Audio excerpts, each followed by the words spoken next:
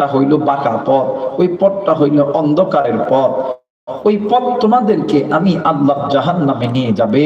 বান্দা, পথ বাঁকা পথ। যে বান্দা বান্দি আল্লাহর এই জমিনে ইকামতের দিন থেকে দূরে আছে, বান্দির পথ বাঁকা পথ। যে বান্দা বান্দি সুদ খায়, ঘুষ খায়, জিনা করে, হাতের গুনাহ, চোখের গুনাহ, কানের গুনাহ, নফসের গুনাহ করে, ওই বান্দা বান্দির পথ হইল বাঁকা পথ। আর ওই বাঁকা পথের মানুষগুলোকে আলোর পথে আনার জন্য, ইসলামের পথে আনার জন্য, জান্নাতে দেওয়ার জন্য আল্লাহ তাআলা উম্মতের জন্য কোরআন নাযিল করছে। সুবহানাল্লাহ বলবেন না? আরেকবার বলেন সুবহানাল্লাহ, আরেকবার বলেন সুবহানাল্লাহ। আমার ভাইরা, আমার বন্ধুগণ, এই যে কোরআন আল্লাহ নাযিল করছে, এই কোরআন নাযিল করছেন কে? জোরে বলেন কে? ইন্না নাহনু নাযালনা যিকরা ওয়া ইন্না লাহু লাহাফিযুন। আরেকবার বলেন আল্লাহু আকবার। ইন্না নাহনু নাযালনা যিকরা ওয়া ইন্না লাহু লাহাফিযুন। আল্লাহ বলেন, বান্দা এই কোরআন নাযিল করছি আমি, হেফাজতের দায়িত্ব আমি আল্লাহ। সুবহানাল্লাহ বলবেন না?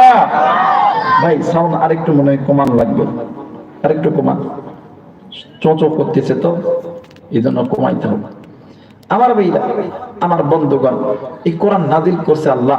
বলেন তো দেখি, এই দুনিয়ার জমিনে যত রকম ধর্ম আছে, হিন্দু বলেন, বৌদ্ধ বলেন, খ্রিস্টান বলেন, চারান বলেন, মুসি বলেন, মেটাল বলেন, ইত্যাদি ইত্যাদি, যত ধর্মের ধর্ম যাজক আছে, যত ধর্মের কিতাব আছে, গীতা, মহাভারত, ত্রিপিটক, বাইবেল, কোরআন বেল, মন্দাবিদ্যা, মনমন সংস্কৃতি, তৌরিত, জবর, ইনজিল, আল্লাহর কোরআন ব্যতীত এমন কোন কিতাব আছে কি যে কিতাবের মধ্যে কোনো ভুল নাই? এমন কোন ধর্ম যাজক বলতে পারবে না তার কিতাবের মধ্যে নাই।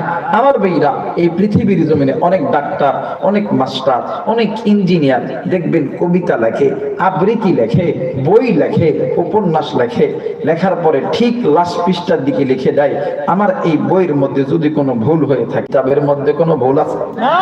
কোনো সন্দেহ আছে? আলিফ লাম মিম যালিকাল কিতাবু লা রাইবা ফীহি হুদাল লিল মুত্তাকিন।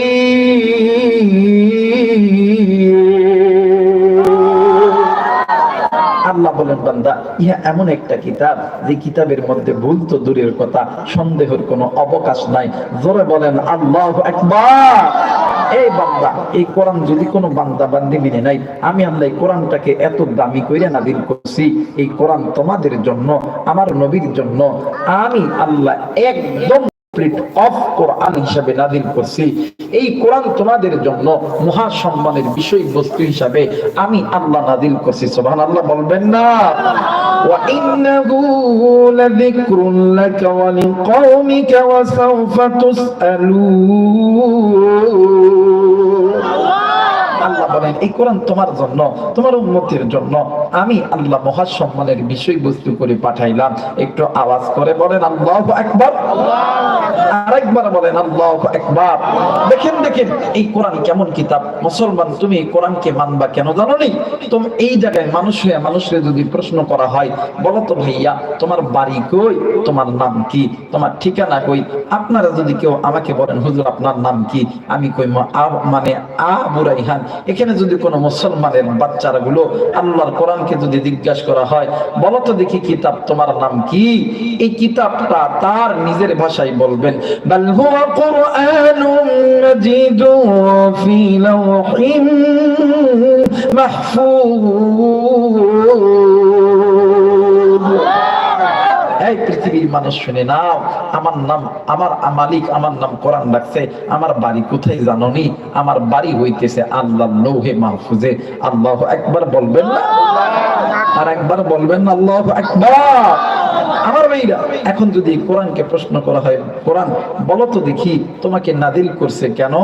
এই কোরআন ডাক দিয়া বললেন, হুদাল লিন্নাসি ওয়া বাইয়িনাতিন মিনাল হুদা ওয়াল ফুরকান। মানুষ রূপে যেই সমস্ত মানুষগুলো আল্লাহ দুনিয়াতে প্রেরণ করেছে, এই মানব জাতির জন্য আমি আমার